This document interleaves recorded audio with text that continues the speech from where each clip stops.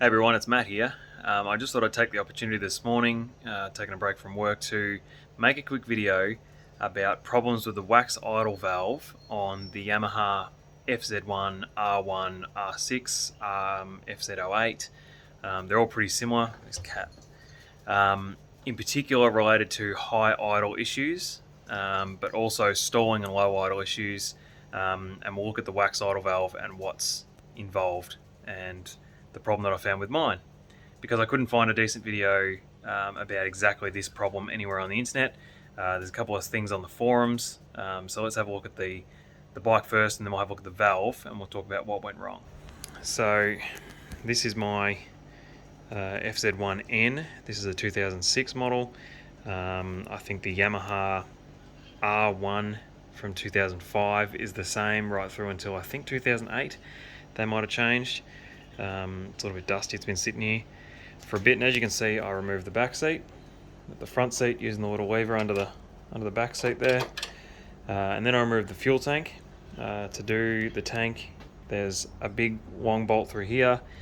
There's a bolt underneath a plastic cowling on the top here that has to come out, and then there's obviously a couple of bolts in that have got to come out. There's a bolt here, a bolt here. Once you got those out, you can tip the tank backwards and just prop it up with a bit of wood or something. You remove your fuel pump line, you remove your fuel level sensor line. This is your fuel hose. This can be a bit of a dicky thing to get off because it's got a plastic retaining clip, but you basically squeeze the little plastic lugs on the side of that, makes those little metal tabs come out and it pops off. And then there is a suction air line that goes onto it. Make sure you don't kink this when you put the bike back together, because otherwise you'll have a starvation of fuel issue. Contrary to what a lot of the forums say, you don't actually have to remove the airbox or the airbox top to get to this, because the wax idle valve is just here, and it's removed. Obviously, in this case, it's got two coolant lines that go into it. So one there, one there. They just pop off. They do drip a little bit of coolant, but it doesn't come flying out, so you don't really need to plug them up or anything like that. Just make sure you top your coolant up when you finish this job. So that's where it is. We'll talk about the issues with it in just a sec, but let's have a look at the actual valve itself, because you don't necessarily need to take the coolant lines off and pull the whole valve out to do this job, but I've replaced mine. So that's the valve. All you'll see when you take it out is the top of it, coolant lines on either side, and then two screws or two bolts, one on either side, that hold it in place. One of those bolts has this little tab on it with that spring attached to the bottom, and that spring goes down onto the basically like a choke valve or an idle valve. So that little tab that you can see just there with a hole in it is connected to, if I can wiggle it, you can see it moves. It doesn't move very far, not even a centimetre really, and that determines starting idle or low idle, or standard idle, dropping back to standard idle. So basically how this works is, inside the bottom of this is some wax. In the top here is a chamber that holds coolant.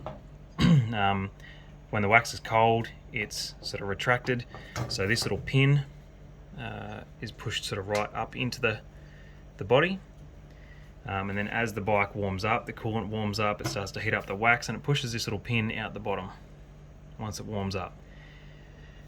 So if you were to take the actual complete thing out, on the bottom of that pin is this piston, and this piston has a relief in the top, so that if for some reason it gets stuck, this pin here can still move. It'll just push down on that, and then that piston has a return spring, so that when the bike cools down, when you stop riding, the piston will return to its original position. So the idea is that this piston here sits down in that cavity there, and at the very bottom of that you can see that brass pin, a little brass piston down the bottom there. And that piston, or that little pin, as the wax expands and pushes that bigger piston down, that pin pushes out and pushes down on that little, like the other part of that little tab, and that's what allows the bike to return to idle. So what happens, or what can happen, is that little pin down in there gets a bit corroded, gets a bit of shit on it, and gets stuck. And that's exactly what's happened in my case. If it gets stuck, it's usually going to get stuck in the sort of close or the off position, so all the way up, because that return spring will pull it back away from the away from the bottom of the other end of that tab. So what tends to happen is you start your bike and it's all good, it's cold, you go for a ride, and as your bike warms up, suddenly it starts revving up to 4,000 RPM and just sitting there all the time. That's because that pin can't push back down, which means it can't close that starter valve, so you end up with a high idle. The other thing that can happen is the opposite. If that pin gets stuck in the out position, then when you go to try and start your bike, the starter valve will be closed, so it's like having your choke off on an old carbureted bike. It'll idle low and it'll probably try and stall. So the fix, as you can see, I've actually replaced my valve, because another thing that can happen is the seal can let go under there and you can see the wax has started leaking out. I think that's actually a result of the pin getting stuck in the bottom of the part that's on the bike, and the pressure that's being put on the little pin just there has probably over time allowed the wax to push past the O-ring that sits under there.